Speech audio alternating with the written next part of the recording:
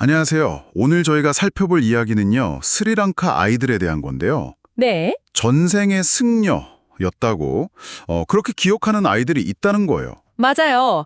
아이슬란드 대학의 에렐렌두루 하랄드손 박사가 연구한 내용이죠. 네, 이 아이들 기억이 실제 사실하고 상당히 일치하는 경우도 있었다고 해서요. 저희가 한번 자세히 들여다보려고 합니다. 단순히 기억만 있는 게 아니라 아이들이 보인 행동들, 이게 또 중요하거든요. 그렇죠. 그 행동이 핵심인 것 같아요. 단순 기억을 넘어서는.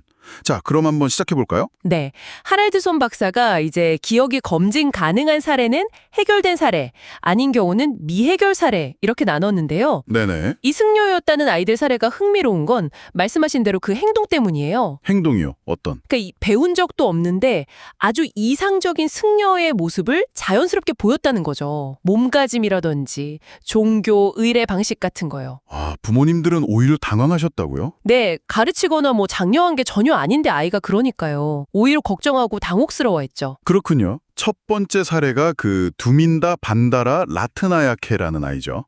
1984년생. 네, 맞습니다. 스리랑카 툰데니아에서 태어났고요. 3살 무렵부터 전생 얘기를 했다고요? 네, 자기가 한 16마일 정도 떨어진 아스기리아 사원의 고승이었다. 이렇게요. 아, 구체적인 내용도 있었나요? 네, 가슴 통증으로 쓰러져서 죽었다. 근데 이걸 아파와투나라는 그 승려의 죽음을 뜻하는 특별한 단어를 써서 말했다고 하고요. 아, 3살 아이가요? 붉은색 차가 있었다. 수련생들을 가르쳤다. 코끼리가 있었다. 이런 이야기들을 했어요. 코끼리까지요. 또 다른 건요? 그 마와타 사원 친구들을 방문하곤 했다. 그리고 아스기리아에 두고 온 돈가방이랑 라디오를 돌려받고 싶다. 이런 말도 했고요. 돈가방이랑 라디오요? 어머니가 듣고 좀 당황하셨겠는데요? 승려 이미지랑은 좀 안 맞으니까. 그렇죠. 승려에게 어울리지 않는 소지품이라고 생각하셨던 거죠.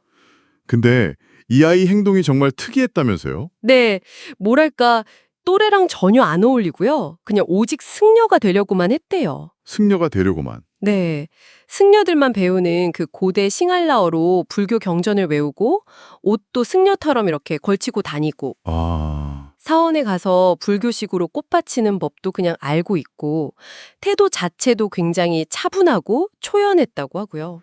어머니한테도 뭐 특별한 말을 했다고요? 네, 승려의 손은 여성이 만지면 안 된다 이런 말까지 했다는 거예요. 허허, 현지 승려도 부모가 가르쳤을 리 없다고 했다고요? 네, 증언이 있었죠. 가르쳐서 될 수준의 행동이 아니었다 이런 거죠. 그럼 이 기억들이 실제 인물이랑 좀 맞춰봤을 거 아니에요? 네, 조사를 해봤죠. 해보니까 마하나역하 군네파나라는 고인이 된 스님하고 유사점이 가장 많았어요. 군네파나 스님. 네, 그분을 알던 다른 스님들 기억을 들어보니까 실제로 붉은색이나 젓갈색 차를 가지고 계셨고, 아, 차 색깔이 맞았네요? 네, 그리고 심장마비로 돌아가셨고 자주 설법을 하셨다고 하고요. 그럼 코끼리는요? 코끼리는 직접 소유하지 않았는데 수제자가 코끼리를 잡아서 스님이 자주 가시던 고향 마을로 데려왔대요. 네.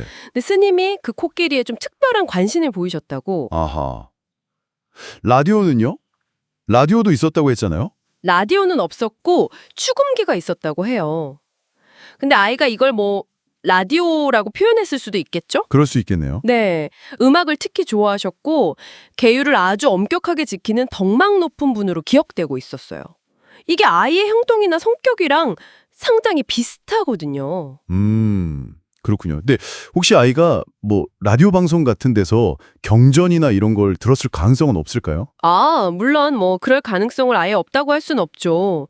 근데 현지 사람들 말로는 아이가 그 고대 싱할라어 경전을 방송으로 접하기는 극히 드물다고 하고요. 네. 그리고 무엇보다 중요한 건 단순히 정보를 아는 거랑 그걸 바탕으로 한 어떤 복잡하고 일관된 행동 패턴, 또 성격까지 보이는 건 전혀 다른 문제잖아요. 아, 그렇죠.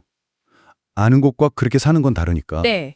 이런 사례가 또 있었죠. 두민다 말고. 네, 가마게 루안타랑카 페레라. 1987년생이고요. 칼루타라 지역에서 태어났어요. 이 아이는 몇 살 때부터요? 2살 때부터요. 피툰케 사원에서 전생을 살았다고 이야기하기 시작했는데 피퉁케 사원? 네. 근데 부모님은 전혀 몰랐던 사원이에요. 집에서 남쪽으로 한 20마일 정도 떨어진 곳에 실제로 있었고요. 아하, 부모님도 모르는 곳을? 네.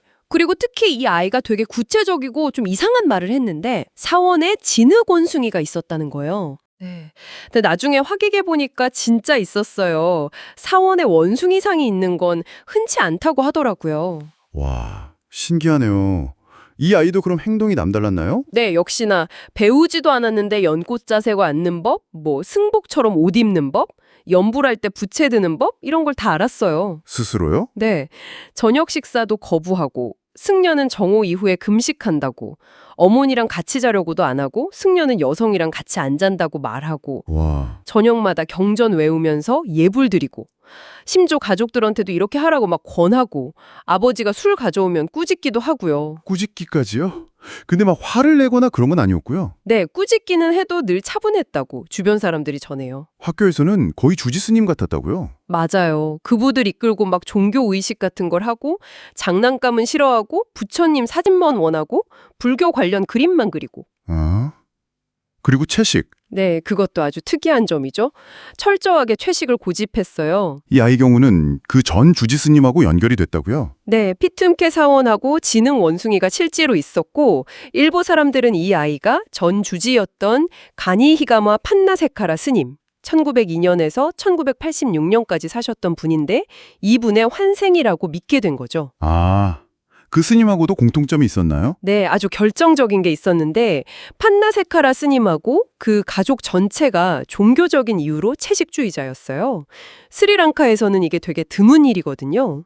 아, 페레라 아이의 식습관이랑 딱 맞네요. 그렇죠. 그리고 스님이 실제로 주지 스님이셨으니까 페레라가 보인 그런 주지 스님 같은 행동하고도 연결이 되고요. 근데 좀 회의적인 시각도 있었다고요? 네, 페렐라가 그 판다세카라 스님을 생전에 알았던 사람들을 전혀 알아보지 못했거든요. 그래서 좀 의문을 제기하는 사람들도 있었죠. 그래도 중요한 건 이 아이 역시 특별히 종교적인 환경에서 자란 게 아니라는 점이겠네요. 네, 맞습니다.